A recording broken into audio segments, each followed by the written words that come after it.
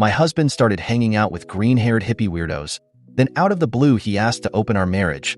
This sent me spiraling. I, 28F, and my fiancé, John, 28M, have been together for about 5 years. To understand the dilemma, I need to give you some background. We both came from very religious backgrounds, though it affected both of us very differently. John became a problem child, running away, causing problems, and eventually finding a crowd his parents would not approve of. Most of the members of this group were a part of the LGBTQ+, smoked pot, engaged in protests, and were either atheist or practiced different religion. Although some of the members since have left, this crowd became his current friend group. I won't go into details about each and every one of them, but the main ringleaders are Alex, 35NB, and Avery, 33M. From what I understand, they collected damaged people, as John jokingly said one day, and let them couch surf when things got rough. Alex is some sort of a Nepo baby and Avery works in IT, or something like that. John met them when he was 15. At first, I thought they seemed very cool and couldn't wait to meet them since John equated their relationship to that of a child and a parent, so clearly very important people in his life. But when I finally met them, when we were 21, and in college and home for the summer break, the meeting left me a bit disillusioned. Alex was catty and had snide remarks since I wasn't LGBTQ+ or anything, at most bi-curious, and Avery treated me like a child. But John said they always need to break new people in. So I tried to think positive and did my best to impress them with what I was studying and what my plans for the future are, both regarding me personally and my relationship. But the more I talked, the more they seemed to disapprove of me. Despite the strange meeting, John seemed ecstatic to see them again and gushed about how much they liked me. So I kept my mouth shut and just nodded along. Now, to understand a bit deeper on who Alex and Avery are. In the town they live in, there's something like local celebrities. Very spiritual, their home is full of souvenirs they accumulated over all their travels, are also married. But their definition of marriage is very different from the traditional one. Apparently, they went to some tropical state and took some hallucinogens together, and in their state, they proclaimed everlasting love for one another. Quite a wild concept for someone like me, but I learned to be more open-minded since I left for college. That being said, they also said that they can see auras, whatever that is, and apparently love my fiancés. I don't know what they think of mine, but it probably isn't much. Which brings us to the topic I came here with. Last week, after we got home from work, John sat me down and asked me what I think about being in a polygamous relationship. He said he loves me so much, more than is possible, and doesn't know what to do with the rest of it, thinking that it's fair to give it to someone else. I, on the other hand, don't have a limit on how much I can love him, so I said no, and that was that. However, the question has been plaguing my mind ever since. If you knew John just a fraction, you know he researches about things long before he actually commits to anything. Any lifestyle or relationship changes, whatever. This makes me think that he has already thought about it for a while, and that he also consulted Alex and or Avery about this. I don't want to villainize them, but I know, for a fact, they're not in a monogamous relationship, and they clearly don't like me as the rest of their little group. Again, I don't want to point fingers, and I won't ask John to show me his messages with them unless I have solid proof that isn't just a gut feeling. But I just have this horrible feeling that they, somehow, pulled in John. There's no way he just thought about it suddenly on his own. 5 years of relationship, and the idea of non-monogamy was never brought up, and now suddenly, just as we're about to be married, he brings this up? I don't buy it one bit, but I can't just go ahead and confront them now, can I? I just don't know what to do. I feel stuck. At home, I pretend everything is fine since my group of close friends told me that I'm just overthinking, and I believed it for a while, but whenever I look at John, all I can think of is, he thinks there's a cap on how much he can love me, and he wants to love someone else. I want to deal with this, but I don't know how. If I bring it up with John, he'll just brush it off as well, or he'll think I'm cheating or don't trust his friends. I worked hard to get their approval, and I know for a fact John shares everything with them. He wouldn't keep this for himself. I just hope that someone here can give me pointers on how to proceed. Thanks. Relevant comments. Commenter. If you don't swing that way, then end it. It'll only get worse once you're married. This is not something you can compromise on. He wants to fuck other people while you do not. Opie. God. The idea of ending our relationship is so scary. I feel like I built my entire life since leaving for college around him, and if we separate, I worried I'm going to fall apart. But I understand where you're coming from. I need more time to process the reality of it all. Commenter. Don't let them brainwash you. There are plenty of cases where people are pulled into someone else's lifestyle and then randomly dropped. It will leave you wondering who you even are. I've been there, and it ruined me. What happens if you drink the Kool-Aid and they reject you later? It's hard to come back from that. And I'm not saying this as a matter based solely on sexual preference either. New age mumbo-jumbo, or auras, mixed with radical changes in sexual interest can really fudge a person up. A lot of people like this function almost like a give mind, or the popular clique in high school. If you already feel like you're being pushed away from the group, and now he's making this request, it's a bad sign. Also, the idea of him having so much love that it's unfair to only give it to you is a horrible cop-out, and a very common excuse people use when trying to convince their so to try poly or open. It's often used to guilt people. It's almost like he's suggesting that you are greedy for wanting to keep your relationship personal and exclusive. I just say be careful. I don't want you to end up hurt like I was. Dedicating yourself to one person while their character and lifestyle is completely changing can end up with you getting hurt bad. If he is sincerely changing in this way, I'd be worried about how much you invest in him. I only say this because I was fully invested in my ex, and she started hanging out with a group of college friends more frequently towards the end. One day we got into a small argument over parking, and it ended with her saying she wasn't certain what sex she was attracted to anymore, and wasn't sure if she was even female anymore, and that we had to end things. Now, I would have been fine with helping them figure themselves out, but for her it kind of just became her excuse to break up with me. I think it was more about her/them wanting to have fun, and was influenced by her group of friends all being single or experimenting who all came out around the same time. I think she saw them having fun and felt FOMO TBH. So to her, she was getting her chance to catch up on fun she may have missed out on being in a relationship. To me, it was losing a piece of myself that I invested years of love into. Opie, I'm really sorry you had to go through that. I really hope John isn't using this as a maneuvering tactic to get out of the relationship or a chance to catch up. It doesn't sound like him, but I'll keep this in mind. Opie updated the next day. Update 1. Thank you so much for all the nice replies and genuine advice you've offered. Not to sound cliche, but I didn't expect over 100 comments and some nice DMs. I'm sorry I didn't respond much. The whole situation was kind of emotionally draining. I figured I'd update when something major happens, and I think this is it. But before I get ahead of myself, let me fill in some blanks in my story. Me and John came from similar backgrounds, but my family was a bit less strict, allowing me to go to college since I had great grades. The plan for me was to move back after getting a degree, finding a job, a husband, and living the traditional life, which obviously didn't happen because I met John, who literally changed the trajectory of my life. After a year, I switched from my first major to one I liked more, and it's been a while since I contacted my parents. They didn't approve, of course, but with John's help, I didn't give in to their demands to come back. Now they know I'm getting married and are invited, but the last time we spoke was about 2 months ago. John is completely no contact with his parents since 18. I didn't talk about the friend group in more detail at first since I didn't think they were that important, but they do like me. At first, they were obviously a bit unsure since to them, I was a cishet white-passing woman, but they warm up to me, and I'm proud to call them my friends. The only people who didn't fully accept me are Avery and Alex, and since me and John got together officially, they tend to call me the wife in this strange, almost derogatory manner. It's not an important detail, but it gets on my nerves. Lastly, John is aware that opening up the relationship would lead to me being intimate, physically or emotionally, with other people, but he said it's a great chance for me to explore my bi side, though I haven't expressed the desire to really be with a woman in a committed relationship of that magnitude. On to what happened. I shot a message to John 2 days ago that we need to talk.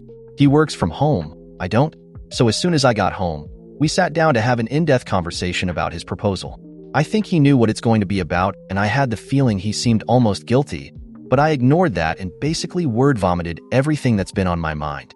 This is embarrassing because I wrote down most of what the comments advised and was prepared to have a mature discussion, but by the end of my easily 15-minute rant, I was in tears and he had to hold me, otherwise I'd crumble completely. The gist of what I said is that I'm hurt that he wants to fuck other people and that he doesn't care that I'd fuck other people too. That he believes there's a limit to how much he can love me and that I can't see where this all came from, that he just sprung this on me out of nowhere just a few months before we're to be wed. We tried to have a mature discussion, yes, but by the end, he was frustrated. He did apologize for making me feel less than, but said that my outlook on an open relationship is selfish. What it all boiled down to was that he feels he didn't have enough time to find himself before he committed to me, which is bullshit because he didn't show any signs of wanting more than I could offer. We were very happy throughout the 5 years. I really believed I met my soulmate. I realized that, since we were engaged, he seemed to talk more to his friend group, and by extension to Avery and Alex. Again, I don't want to paint them as these cartoonish villains, they're really interesting and all, but now I want nothing more than to scratch those self-absorbed, smug smiles off their faces. In the end, I demanded to see his phone, and he was shocked. We had a rule that we can see each other's phones, but we don't share passwords or anything since relationship is built on trust, and neither wanted to be a prison guard in the relationship. Nevertheless, he unlocked and handed over his phone, and I searched his messages, even deleted ones, and found nothing out of the ordinary. Then I checked the call log, and guess fucking what? Hours-long calls too, and from either Avery or Alex. I was fuming, and asked him what the hell does he need to discuss with them this long, and mind you, these dated months back. John eventually caved in and admitted it was them who brought up the idea of open relationship, but they also talked about everything else since they're such role models.